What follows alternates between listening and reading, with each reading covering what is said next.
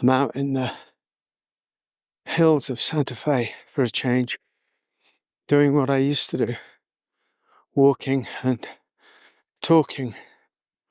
Excuse me if I'm a little out of breath. It's a mile up here from where we live, and probably 8,500 feet. So,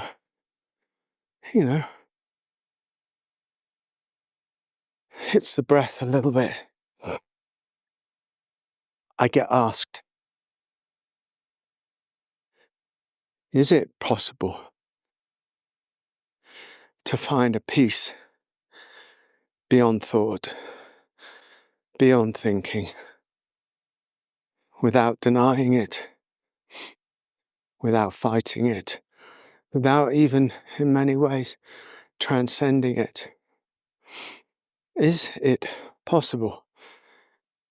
And I have to say from personal experience that it is possible, and it does require a certain devotion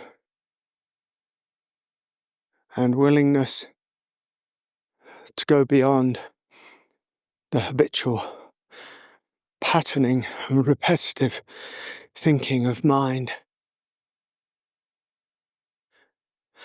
beyond the incessant emotional thought, or the heated thought, or the self-defining thought, or the thought that judges the world, judges everything, judges its experience. Now this, in some ways, Nonduality, which is a term that I increasingly despair at as it's made its way into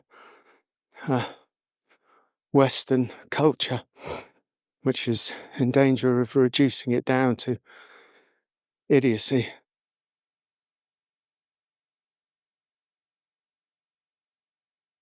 Well, but that's another story.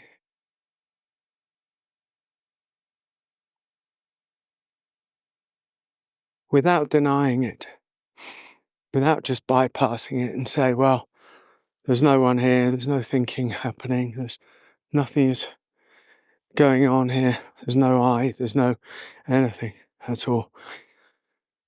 We'll leave that somewhere else. But to actually go deep, so in effect, not to transcend it, not to bypass thinking, not to bypass thought, but to find a place within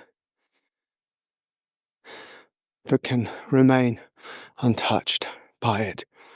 The peace that passeth understanding becomes the peace beyond thought, beyond thinking. And thinking is the biggest issue. Deriving an identity from thought, from experience, from emotion, thinking ourselves into being someone, and then walking the world from that someoneness. And so, as I said, I think yesterday, we're funneled up into the being someone, into our identity. And so on that level, it's almost impossible to find peace. It's not impossible. You can find peace. There are people who know peace even in the midst of thought or thinking, or mindfulness is beautiful in that way. But what we're talking about is not mindfulness. As Amoda Ma, my wife, yesterday said in a meeting, it's almost mindlessness. Whether thinking is this way or whether thinking is that way, you are not that. Rest deeper than the thinking this or thinking that.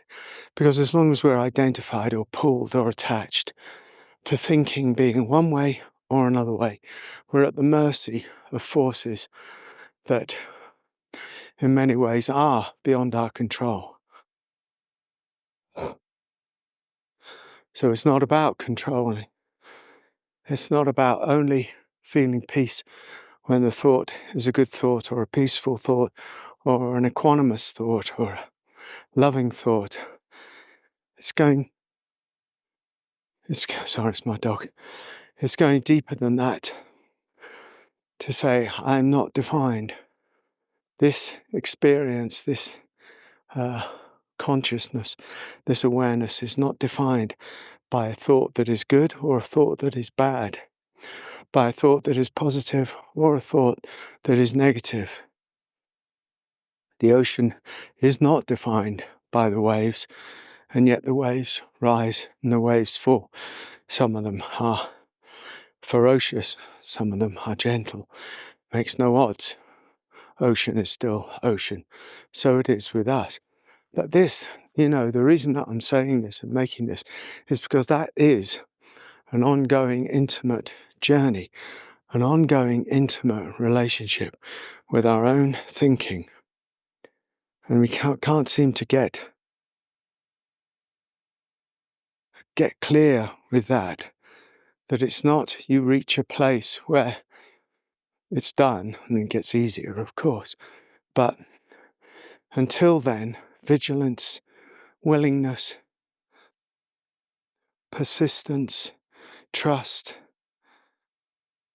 all of these qualities we bring to bear through awareness. And then you get dragged back in and become identified again because something happens in the field of your experience, or something is stirred up from within. Some old emotion rises up, something within the family, something a partner says, something happens, the outside, in the store, in the life. And there we are again, back in the thought realm. So you see how this is. It's not denial. It's not trying to bypass. It's not in any way refusing the waves. The ocean refuses no wave. No wave.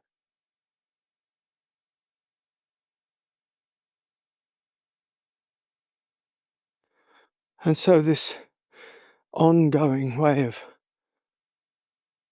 relating to and being with our own thoughts brings a depth. And the depth is what I'm really talking about. Because there's no end to our depth. There's no limit.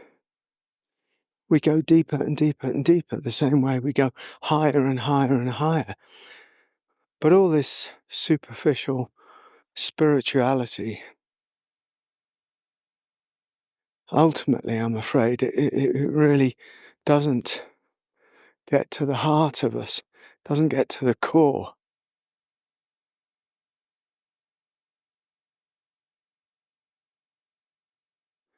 And to really resolve some of these issues of a deeper equanimity, we need to get to the core. The core is this truthfulness, this deeperness, not superficial spirituality, but the deepermost, where everything has to be met, everything has to be surrendered, all thought of this or that, all feeling, all emotion of this or that, all attachment to this or that, all desire and aversion to this or that, all running away, all running towards this or that.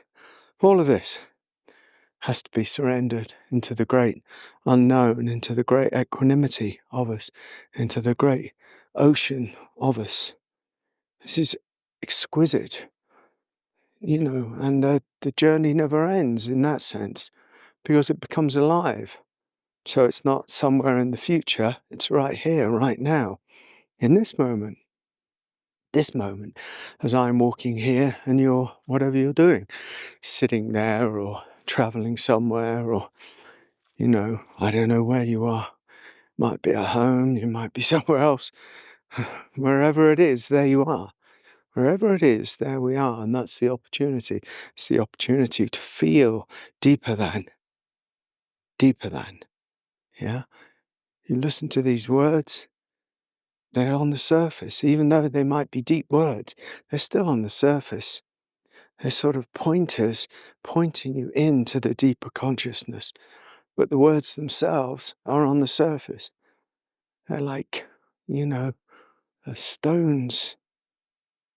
That's what the beauty of words when they've got some truth inside them. And I hope these words have some invitation to truth inside them. They're like stones that go into the pond, the pool of your consciousness, and go deeper in. So by and by they, fall to the bottom and land there. How beautiful is that? So go deeper, man. Go deeper, my friend. Go deeper than thought. Find the peace that passeth understanding, the peace beyond the thinking mind and the emotional mind. Bless you. Thanks for watching. Bye-bye.